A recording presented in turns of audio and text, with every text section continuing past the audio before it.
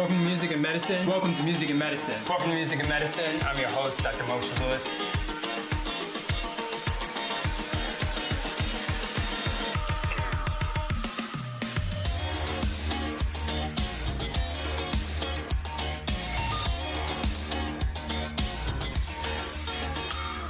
Welcome to another episode of Music and Medicine. I'm your host, Dr. Moshe Lewis. I'm really ecstatic and overjoyed to have Miss Marilyn Gill with us. And I would be remiss if I didn't do a quick shout out to Chris Bridges, who gave this interview life.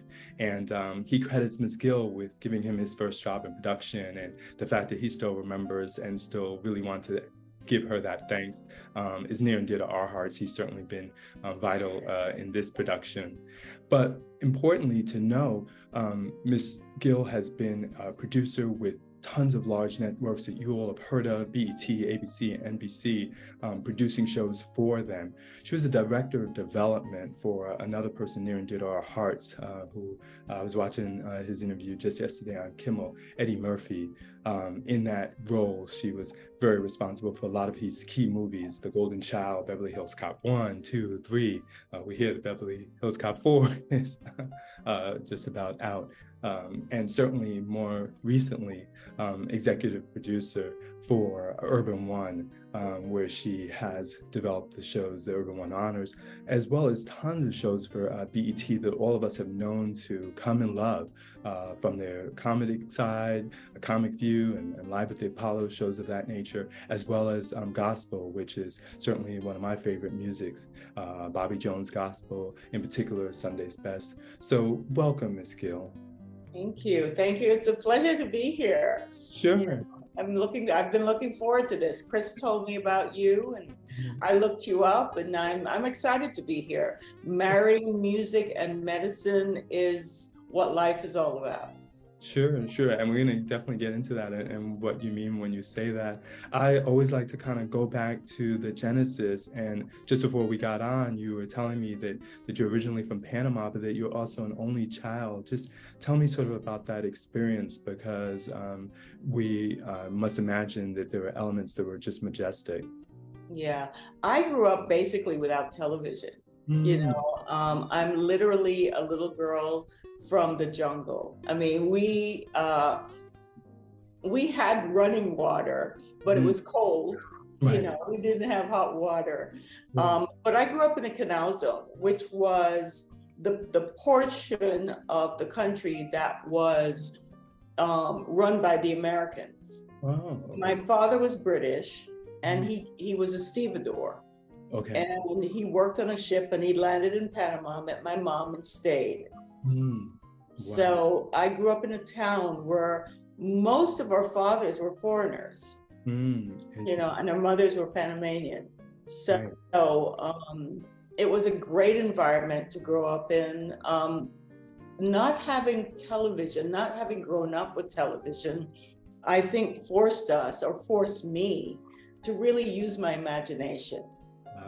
You know, and I think that we all come here with an assignment. Yes. You know, because from as long as I can remember, I would put on plays first with dolls, and I had a big can of Army Men, and I would, you know, make big plays. I would put on all kinds of productions with them. And as I grew older, I would get the neighborhood kids to put on plays and productions for our parents. So I do think that even though I didn't have television, I had my mind. Right. And we went to the movies a lot.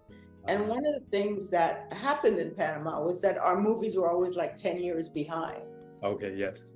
You know, because we got the old movies after they ran the box office in the States. Right. But I listened to a lot of Armed Forces radio. And got a lot of Motown and rock and roll from there. So always was very curious about America. Sure. Amazing. Yeah, that's such an inspirational story. I myself was adopted, and it's interesting to hear some of the parallels and things of that nature. I love hearing that creative side and the way that it came out. How did things transition to actually coming to America? I got married to an American soldier. Okay. and he was from the Bronx. Right. And I came to the States and ultimately, ended up going to Purdue. Right. And from there, I got a scholarship to go to Columbia College in Chicago based on a short film that I had done. The director, William Friedkin, had done a scholarship program. And I won that. So I went to Columbia. And I didn't graduate. I was there for 2 years, and then I got an internship at WGN in Chicago, which allowed me to, be in the mix, really getting to learn what everybody did. And I was hungry for it. I got to the station at like 6 o'clock in the morning for the U.S. Farm Report, and I stayed till after the news at 11 o'clock. Wow. So I was there all day. I just really loved the environment and loved learning what was going on in the TV industry. Right. And obviously, it seems like the parallels were already starting to form. You putting together plays and stories and things of that nature, and then sort of being in an environment where news and information was happening all the time, and then certainly shows. And then what was that stepping stone? Because I know ultimately you wound up producing for entertainers and spokespeople for Oprah. Yeah, one of the things that was interesting was that I came to California on holiday. I was on vacation, and I decided while I was here that I would meet a lot of people. And one of the people that I met was a guy by the name of Dan Enright, who had done a million different shows. Right. Wow. And he offered me a job to do a show he was doing at the time called Private Lives. And Private Lives was, in a nutshell, lifestyle of the Black and famous. Right. Similar to Richard Leach. So, yeah, we went to the homes of people like Jim Brown and Louis Gossett Jr. and people like that. And we just saw how they lived, and we talked to them. And it was really the beginning of a next level for me, because when I was in Chicago at WGN, I got a job as a production assistant at the movies with Siskel and Ebert. Yes, I remember them. Yes. So that allowed me again to just learn the craft, and I was a PA for a long time. Sure. That job with Private Lives, I was a PA there. Then I moved up to AP. Sure. Right. And I want to tease that out because so many times I've been doing that on the show, because it's easy to assume that somebody may know, but I'm always hoping that young people are watching this. Tell us what a PA is and some of your responsibilities, because I think a lot of times people feel like they can go from, sort of walking the door to directing their own films within a couple of months. And you can, because the environment has changed so much. You can make a movie on your phone. Right.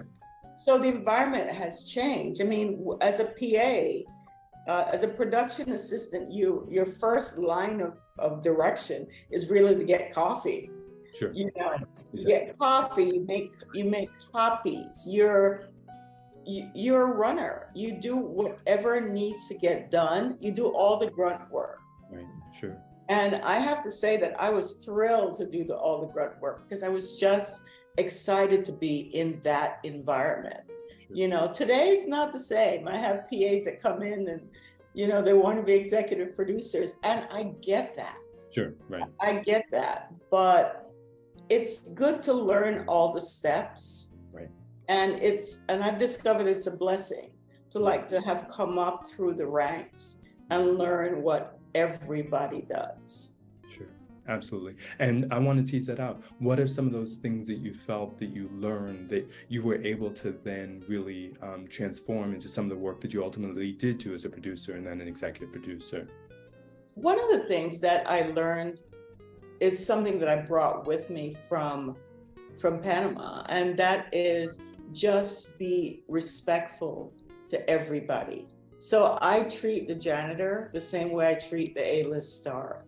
Yes. Because you have to treat people with respect. And I have discovered that that is a wonderful way to get the staff and the crew to be supportive of whatever you ask them to do. Yes.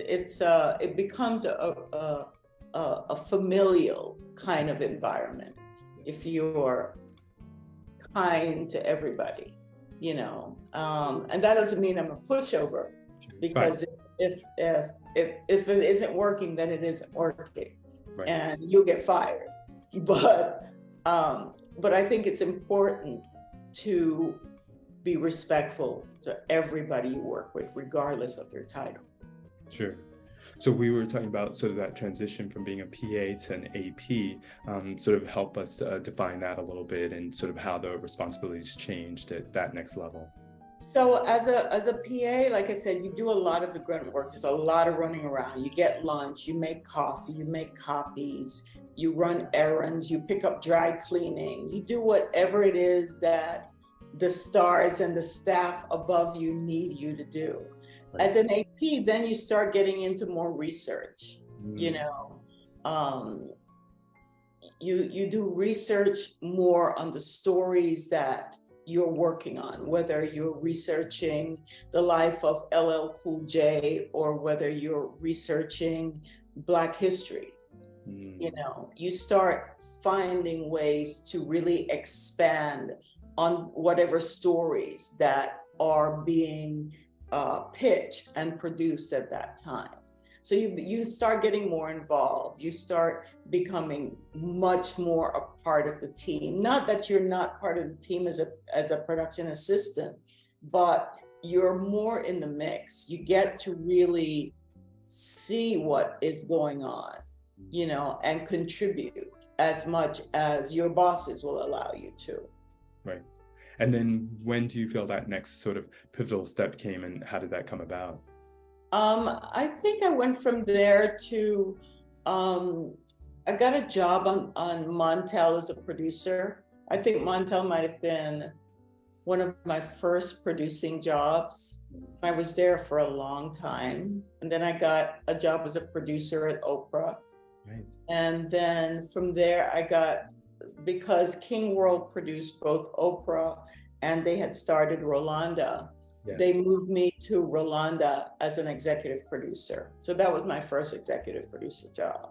Sure. And I know, obviously, Oprah's show was shooting in Chicago. Were you still living there at that time too, or kind of going back and forth? Yeah. Sure. Yeah.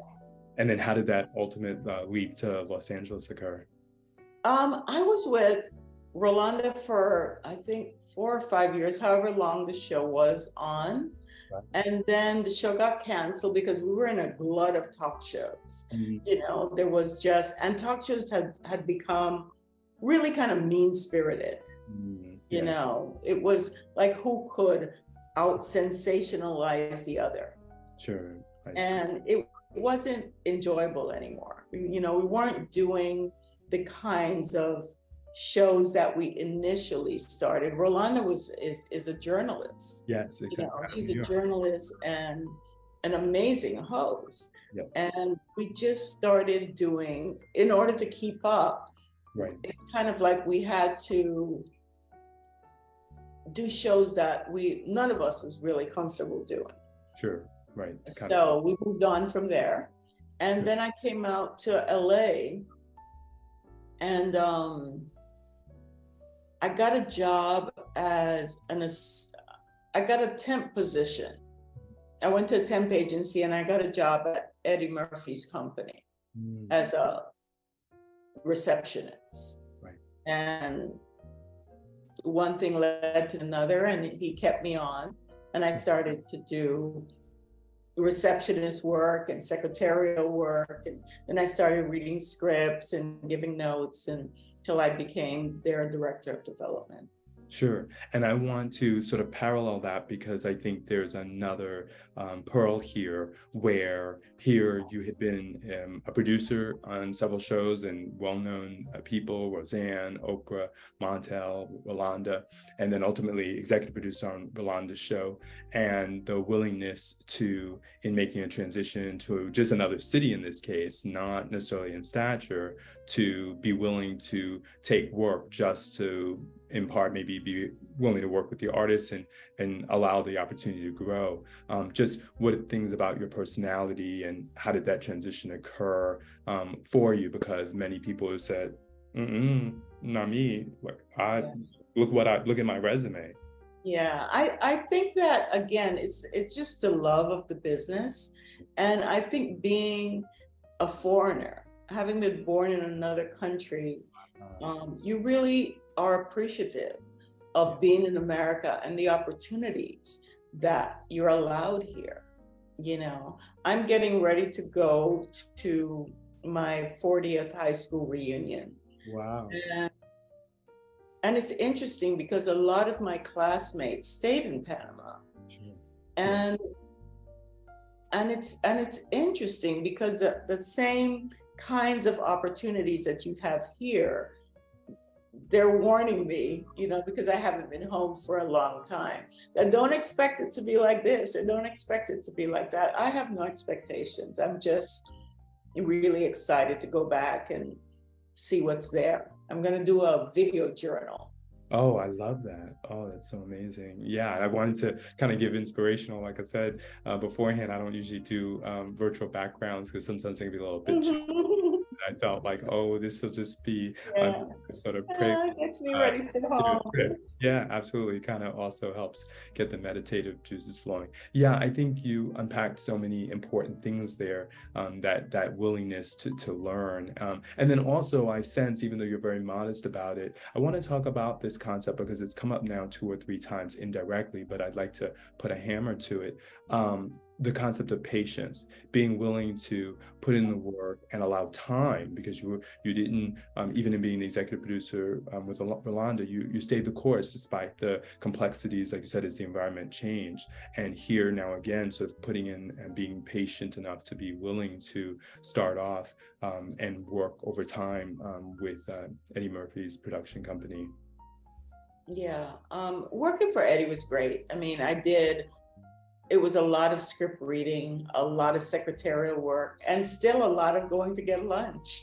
You know, I mean, that I was still at the bottom of the totem pole. But again, it was a great learning environment because there was so much going on. Right. You know, at the time, I think Eddie was one of the biggest stars on the planet. You know, so it was great to just be in that environment and be open to learn everything that was going on. Sure. From the management style of the people that were managing him to, you know, his peers and just everything around him, and his kindness. You know, I found him to be an immensely kind and generous human being. Yes. Wow, that's so good to hear.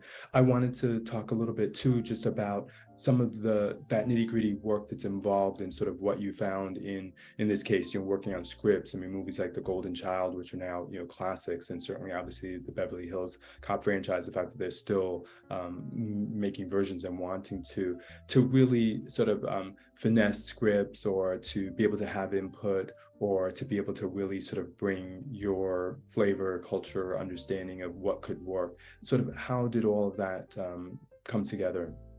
Well, the work that I did there was really just reading a lot of scripts. So you read the scripts and then you basically write a quick summary about it, okay. You know, so that other people don't have to read the whole script, so that if it's warranted, right, then you can give a recommendation that, you know, this script was really good, but you have a cover sheet that really tells what you've read, and it summarizes it so that his managers don't have to read the whole thing if it's not. So people then have to trust your opinion. And that's something that has to be earned. You know, you have to have proven yourself that you can be trusted. Sure.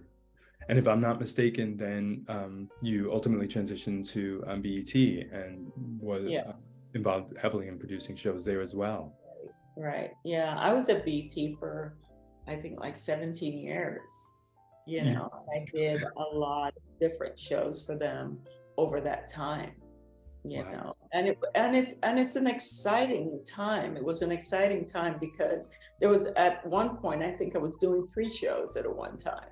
Wow. You know, so you really get your creative juices flowing. You really get to express and learn, you know. And for me, I just love learning. You know, I mean, there is a whole new environment out there right now that I'm trying to catch up on, you know. So it used to be that I felt like I was 10 steps ahead. Now I'm only a step ahead, if that, you know. And then I had somebody come over yesterday to teach me Canva. Right, yes. You know, right. So I'm always hungry to learn new things. Absolutely. Again, sort of teasing out some of that work, but I think it's so easy to take it for granted, and some of the audience may not know. Just talk to us about, because there were so many shows, like I said, a huge number of the ones on the comedy side, and then also 3 of the big gospel shows, Sunday Best, and Celebration of Gospel, Bobby Jones. Yeah. One of the things that's so interesting, Bobby Jones, I think, and I don't know if it might still be, it was one of the longest running shows on cable network. Yes. I mean, it was the foundation of BET. Yes. That was one of the shows that was really a tentpole for the network. And Dr. Bobby Jones was just, he still is. I talk to him a couple of times a year, on his birthday, on Christmas, on New Year's, Thanksgiving, 4th of July. We always touch bases, you know, just to see how each other is doing. And he's out there, he's still doing what Dr. Jones does, you know. Absolutely. And talk to us about some of that, sort of that day-to-day and how it might look on some of these types of shows that were involved at the network, especially, like you said, potentially running, you know, 2 and 3 shows at the same time. Talk about now how we talked about being a PA versus you're reading scripts and providing copy, and then now moving on to real production intensity, where a lot of the pressure and the people that you may have played those roles, now they're reporting to you, but also you've got to make the show successful. It's really about being organized and delegating. Yes. You know, I mean, you really have to first, you have to hire people that you believe in. And that doesn't mean that they're going to be the best at what they do, but that you are willing to support them and help them grow into what you believe that they can become, you know. So I think oftentimes you have to take a chance on people, and that doesn't happen as much as it used to, you know, but you have to take a chance on people that show potential and give them the freedom within a framework to grow. One of the things that I've always done is that I've always had a great support system. You know, with the shows that we did, I did O-Drama and BT Live and some of Comic View in the early days. So that means that's 3 different staffs. So you have to have people in positions that they're going to take the ball and run with it based on your direction. And you have to trust them to do that. Granted, they have to come back and say, well, you know, this is what I'd like to do. What do you think of this? But you really have to give people an opportunity to grow. Sure. What were some of the key elements that you felt this is really what makes this environment work, be it a sense of family, be it a sense of respect, appreciating everybody on the team? What were some of those things while you're all of those things. I think that a familial environment is always, I think it comes with the territory. I don't think that you can do production and not end up in a familial environment just because of the amount of hours you spend together. You spend more time in production, at least I did, than you do in your home environment oftentimes. But you also have to find a balance. You know, I was the mother of 4 kids, you know, so I had to find, and I was a single mother. So I had to find a way to still go to hockey practice, or I had to find a way to go to plays, or, you know, you have to find a way to balance your work. And that's where that support comes in. Because if you have a good supervising producer, if you have a good co-executive producer, you can certainly work it out so that you can do a work-family balance, and which is vital. I think it's really, really important to not completely abandon one for the other. Sure. Along the path of life, and certainly professionally, people will face various challenges. What types of things did you find either in the industry, and I'm not trying to necessarily get into negative things, but just pearls for growth, where if these challenges arise, here's ways to deal with them, because we are people and we're not perfect, and there are going to be creative differences and disagreements. There's always creative differences, and the biggest thing is knowing how to manage them. I mean, that's what producing is. Producing is finding solutions to the challenges. It's, if this doesn't work, now how do we make it work by finding a workaround? You know, how do you get to your goal if it's not a straight shot? You know, what are the steps that and every case is different. You just have to look at the scenario. You just have to look at the environment and decide, okay, this is what I want, but I don't have the budget for it. You know, this is what I'd like to do. I don't have the budget for it. So how do I attain that look with the budget I have? So you have to be very creative. You have to figure out how to make it work to the best of your ability with what you have. For instance, the Grammys were last night, and the Grammys did a 50th anniversary of hip hop. I just did a 50th anniversary of hip hop on Urban One Honors, and I didn't have the star power that the Grammys had, because they had everybody. You know, they really did 50. I did 50 years of hip hop with the pioneers of hip hop and pictures on a wall of all the people. I saw the Grammys did names. Right. You know, but they brought a lot more people out for, I think, a 12-minute segment. Now, I had a 10-minute segment with Kool Moe Dee, Moni Love, Spinderella, and Dougie Fresh. But I had, you know, I had Pharrell in the audience because he was getting an award. I had LL Cool J in the audience because, you know, I had other people that made the environment come alive. So you have to figure out, you know, the budget for the Grammys is millions and millions of dollars. I didn't have that. So how do you get something that is just as exciting with whatever budget you have? And that's where creativity comes in, and teamwork. You know, I'm a big one in asking, well, what do you think? Because I'm always the oldest one in the room. You know, so although, you know, look at, I mean, when you said it was your 40th anniversary for your high school reunion, I'm like, oh, that's not possible. But you know, I'm trying to do that. But the thing is that I always have 20-year-olds around me, and I want their opinion because they're seeing things differently than I do. I had 20-year-olds in my office that didn't realize that LL Cool J was a rapper, had been an iconic hip hop artist because they know him from NCIS LA. Right. So they know him as an action actor. Right, right. You know, but I still want their opinion. I want to see what they think of things and introduce them to stuff. So again, with that learning, I'm learning from them and they're learning from me. Absolutely. And it's an equitable exchange. Yes, right. Fair exchange is no robbery. And did you find that as well, that this constant investment in people just pays itself back in spades?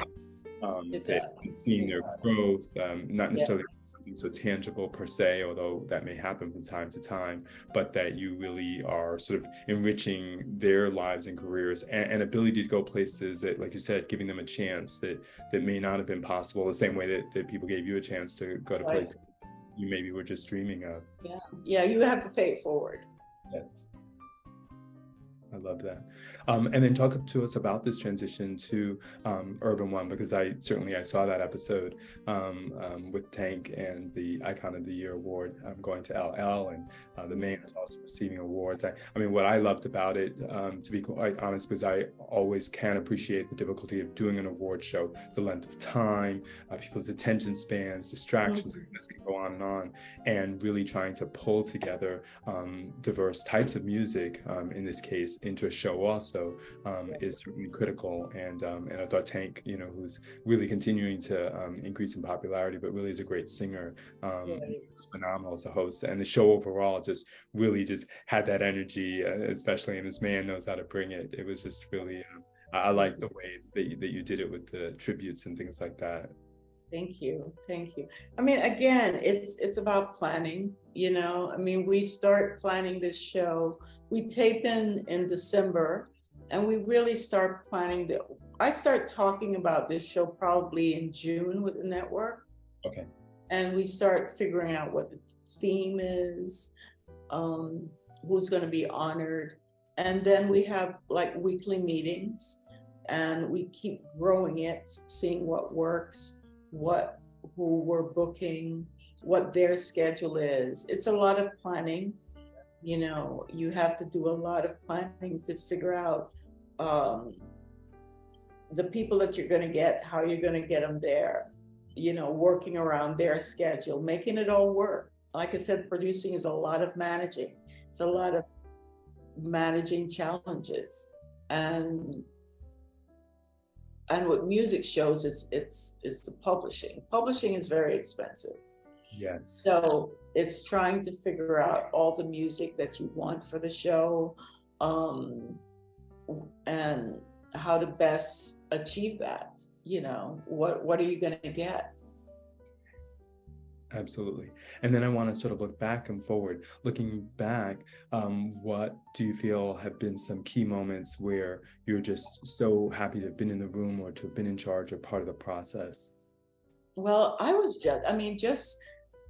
just now with Urban One Honors, I was just thrilled to be in the company of LL, and I've known Dougie Fresh for a minute because we did Apollo Live together several years ago, and he's an amazing showman, and just a wonderful human being.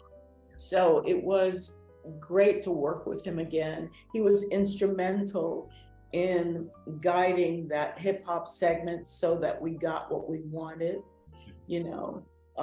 Spinderella was instrumental. And again, it's teamwork. It's working with the people that you have and getting their input. I mean, I needed their input because they're iconic in what they do. They were hip hop at the beginning. Right. So certainly needed to lean on their expertise on what the music would be, right? And how we would segue from one song to the other, and things like that. And Dougie was really, really instrumental. And then looking forward, what types of things do you sort of have that you always enjoy for personal growth, or just even, taking care of yourself and, like I said, keeping that work-life balance? I have grandkids, and when I'm presently in Atlanta, but I'm going back to California in a couple of weeks. And when I'm in California, I live with my daughter, husband, and my 2 granddaughters. And I love to cook, I love to cook. And it's great that so much of pre-production can be done the way we're doing it now, via Zoom, meetings like that. So I have some projects that I'm working on, and I don't have to be in an office till we're in active production. A lot of it can be done the way we're doing this conversation via Zoom. Excellent. And our show is called Music and Medicine. When you hear those words, what does that mean to you? Music is medicine. I think that we underestimate the joy and the impact of music in our lives. I know that if I start my day just listening to music, it's very different from doing it without music. It just lifts your spirit. And it doesn't matter what kind of music you're listening to. Music just, it has a way of getting into your bones and your DNA and just making you feel better. Yesterday I turned on BET Gospel and I discovered a bunch of gospel artists that I wasn't familiar with. Some brand new artists. I mean, I turned it on and there was a Kirk Franklin song and I love Kirk and I listened, so I kept it on. And there was just one song after the other that was just, I was dancing around the apartment, because it just made me feel good. And that was like the catalyst for me to go out and take a walk, because I was just invigorated by the music and the lyrics. Granted, it was a lot of music that was spiritually based, God-centered. But regardless of what kind of music you're listening to, I think that music is always uplifting and it always just makes you feel so much better. Sure, absolutely. And we find interviews like this the same way, because I feel like you've been so enlightening and shared so many pearls. And what I want to say to our audience is that I wanted to distill some of those for you, because I think that Ms. Gill's life is so emblematic of patience, perseverance, tenacity, the desire to always learn. And I think these are things that really help us stay young, but also help us grow. And even if there can be adversity, or as in your case, you make a transition from one place, literally, Chicago, that being to LA, that there's really no shame in being able to put in the work to work one's way up. As you said today, somebody who has a vision to make films can certainly use their cameras and film away and things of that nature. But one still finds that given budget limitations, challenges, getting to know people and work with people and things like that, you still have to sort of form a team in order to get your project to its full fruition. And I think your life has been symbolic of that willingness to, as you said, develop a family spirit and to trust people and to put confidence in people so that they could go even further than maybe they first understood. So we're so appreciative for you not only giving us time, but all these wonderful shows and all these amazing people. As I told you before we were starting, what I find so incredible about my own journey with this is really learning about what it really takes to make the people that we see or the shows that we enjoy exceptional. And you're definitely one of those key elements that may not really fully be something that runs off the lips of those of us who may not be in the industry and really understanding. I never used to read the credit roll. Now I do. I honestly, like people talk about liner notes. Now I'm much more interested in, who is that person and what they do? How do we get to be an executive producer? Yeah. And I would be remiss if I didn't give a shout out to Monique and her husband, Sydney, who have been so instrumental in their support. And we have a Netflix special that comes out early April. Yes. So encourage your viewers. So please look for that. Absolutely. It's called My Name is Monique. And I believe that viewers will really enjoy it. Sure. Well, I'd love to get together maybe closer to the time and could really distill it a little further. But yeah, no, I so appreciate you being willing to give us time and your wisdom. I mean, it just goes beyond your years, and I'm still trying to figure out how you could be past 40. But the last thing was to give a special shout out to Chris Bridges, who helped bring us together. And it's a very similar type of story of you giving him a chance, in this case, one of his first, key jobs and things of that nature. And after all these years, just like you said, he continues to stay in touch and vice versa. And I just think that that's, so wonderful, not only the appreciation, but the mentoring. And as you said, using your own words, paying it forward. So thanks so much. Yeah, Chris is like my baby brother, so I love him. Sure. Thanks again so much for your time, and we so enjoyed how to learn from you, and I hope we can continue to stay in touch as you're. Let's do. All right, you take care. Sure, absolutely. All right, take care. Bye-bye. Welcome to Music and Medicine. Welcome to Music and Medicine. Welcome to Music and Medicine. I'm your host, Dr. Moshe Lewis.